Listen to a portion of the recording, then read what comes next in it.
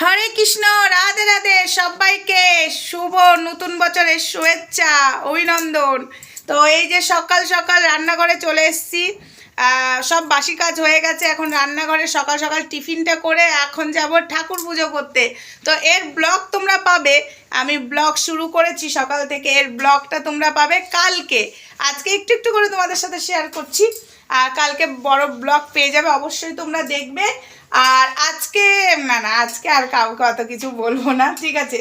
আজকে শুধু মজা করো, আনন্দ করো, আর ঠাকুরের নাম করো। এই যে পাস্তা হচ্ছে, এইদিকে সবজি কেটে নিয়েছি পাস্তা, দেখতেই পাচ্ছ। তো চলো সকাল সকাল টিফিনটা করে বানিয়ে দিই, তারপরে যাব ঠাকুর পুজো করতে। ঠাকুরের পুজো দিতে হবে। কালকে তো তোমরা দেখেছো আমার ভিডিওতে, ঠাকুরের সব পরিষ্কার পরিচ্ছন্ন করে রাখাই আছে। আবার সকালবেলা উঠে ঘরটা মুছলাম ঠাকুরের। তো চলো পুজো আচ্ছা করবো এখন।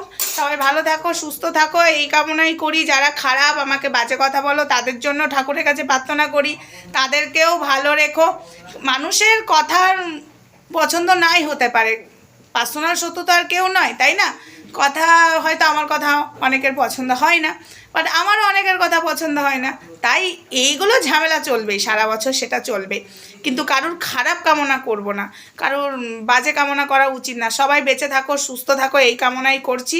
আর আমার ভালোবাসার মানুষগুলোকে তো অনেক অনেক ভালোবাসা রইল।